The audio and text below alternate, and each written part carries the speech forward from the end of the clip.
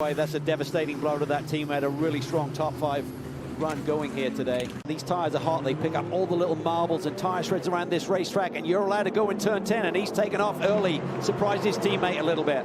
Yeah, he did. He's kind of jumped out another car link just right there in the get-go, and you see the 24, the first of the BMWs, that blue window banner, Philip Ing behind the wheel right. Nice guys do win. Look at this, because it is on in GTD Pro. Between Corvette and BMW, they have built their history this year, and it hasn't necessarily been great history. There is a lot of emotion between these two racing organizations. There really is the #1 car now with Madison Snow behind the wheel, taking over from the pole sitter Neil Verhagen, putting the pressure on Alex Sims. Sims won here on a BMW board When he's talking about going right and everybody going left. Wow, this is a stack up here. I think the green is out for the prototype cars, and Philip Ellis, once it's green, it's not like the initial start, you're allowed to go.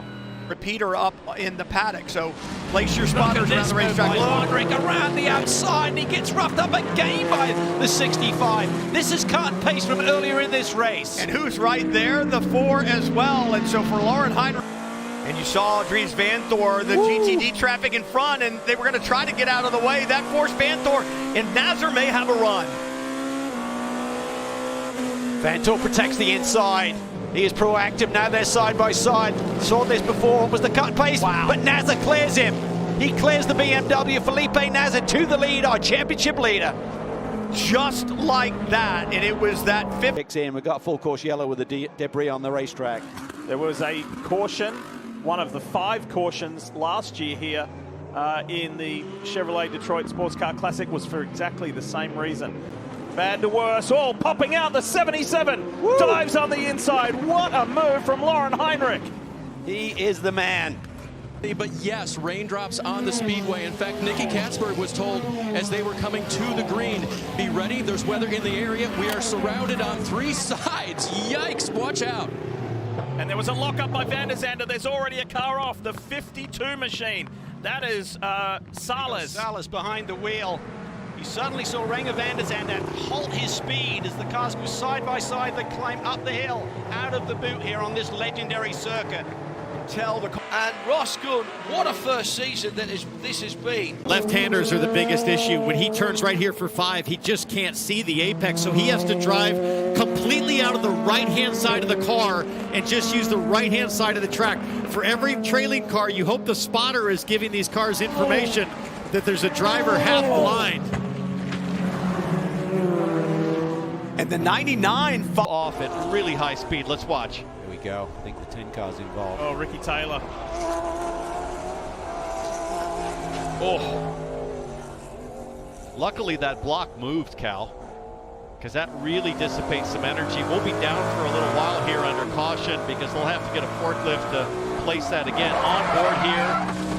He hadn't lifted, he was just accelerating, so I think Ricky must have. The 23 car coming out of pit lane, and suddenly Lauren Heinrich has a head of steam. It laid down a couple of really fast laps on those fresh Michelins, and it caught the 23 car. And this is significant because they are the championship leaders of the 77, and the 23 is the closest competitor to them with Ross Gunn. But now the 77 car is going to have to disappear down pit lane to serve that penalty. So real roller coaster ride here today as they head up towards the roller coaster on this race. Look at Milner up and over the curb there in turn 4. Skier gets a run on him, and they're side by side through the next couple of corners. Awesome stuff. And that's where Milner cuts back under the over-under. The street fight continues at the Acura. Oh, there's a car off and on one of the Paul Miller Racing BMWs, I believe. They're in the backdrop. Sure was. Went wide. It's the 48. It's going to get really feisty here in the final stages of this race. There's Robbie Foley trying to make a move around the outside aboard the 021, and Dillman's off. He's off the road. The race leader. Look at the run that Van der Zande gets on the number 7 car of Nick Tandy. And now he's going to go to the outside of the 6 car of Jaminet. Archie-bargy into the turn 1 brake zone. Van der Zande on the attack big time, and he's outside. He's outside the track limits there.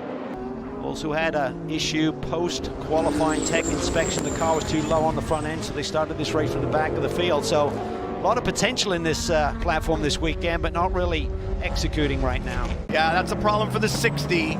You drop wheel off in turn 6 and lost some body work, And now I think some of that rear body work, perhaps even the diffuser, rubbing into that Michelin tire and creating that smoke, that's good. Longquist takes the wide run around turn 3 there, trying to coexist with his teammate. He tucks in nicely. So Acura's 1-2, BMW's 2-3. Philippe Albuquerque, that blue car in the middle of the pack, there's made a nice early move and split the two Porsches. Little contact there, on the move, on the attack, in the 7, Nick Tandy then on the inside. Albuquerque really aggressive on this opening lap, making some moves. This car's come alive early. Lose another one here as they get back up to speed, up through the S's, all on wet weather tires here at the Glen.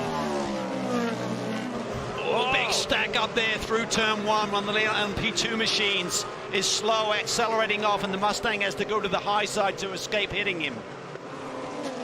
That was Toby Lutke in the 18, the Era motorsport car, the green and blue one. And look at the traffic density here. It's rarely too wide like that. We've seen huge accidents from there. To turn number 2. Battle for third. Aston Martin, Heart of Racing, down the inside of Nasser. As Figueroa back to the front. Garcia with a bold move there up the inside of turn 1. Alessio Picariello in the bright green Rexy Porsche for AO. Just steadfast. So strong, getting hit, getting pushed. This is awesome racing from the GTD Pro guy. Drivers in the field, Calvin, who has never been to VIR before. So when you think about Garcia behind him, Snow in front of him, they know this racetrack. They know how it races. And on full attack again once more. Talk about attack. There's someone's attacked the back of Kyle Marcelli in that Lamborghini because there are body parts that are missing there in the back. The back balance is gone. What happened to it? Well, there it goes. Yeah, that's through turn 5 here on the opening lap, it looked like. Back to green. Imbalance in the race car and work. Fadani, it's not a GTP car. 78 way down to the inside. Yeah, and he just washes out wide there. So Misha Goigbert had the move to make, but then he just washes out wide, doesn't get down to the apex and gives Ori Fadani nowhere. That brings us under this latest full course caution. And heavy, massive impact for Tom Dillman. Yeah, really bizarre situation there. He's on the identical line. Terminator look, guys. We're back to green. Back to green, and already you see aggressive by the 40, trying to find a way forward around the 7. Look at this down into turn 3. He's in that Terminator mode as well right now. He wants a piece of Nick Tandy. Tandy has got to be devastated after that moment they had at Watkins Glen with the big crash. They need a bounce back. They lost the championship lead for the very first time, and he is feeling the pressure right now. Gets defensive and proactive with his line into that game of chess right now, just making the right moves through traffic, figuring it out. Forces down the inside there by Nasser.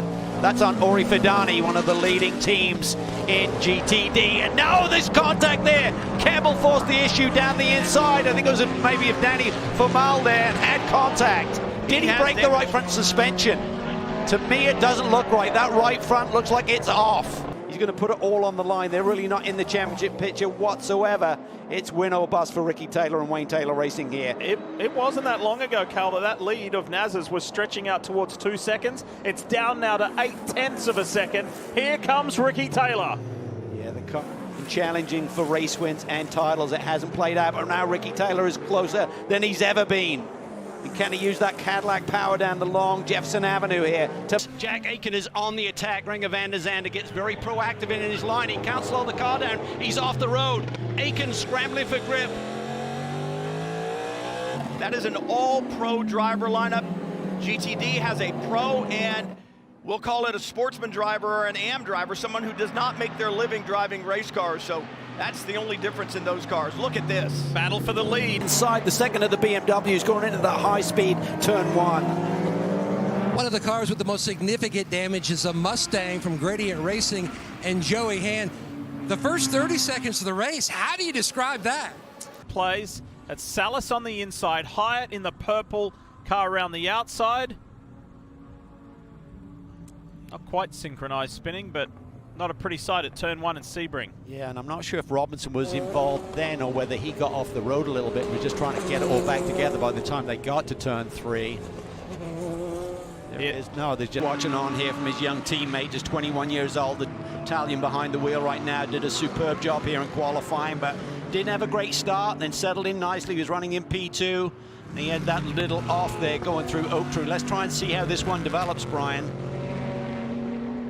in 11 and 12. It looks familiar, doesn't it? It does, yeah. If you just miss your mark there, turning in through turn 11, you just run wide for a little bit more. So they're just going to try and get a read here, see what the efficiency is with this. I think it's the number one, the Paul Miller Racing Machine. Madison Snow behind the wheel. He got help there from the Pfaff McLaren. That's down in the brake zone for turn 10. I don't know how much help he had because the number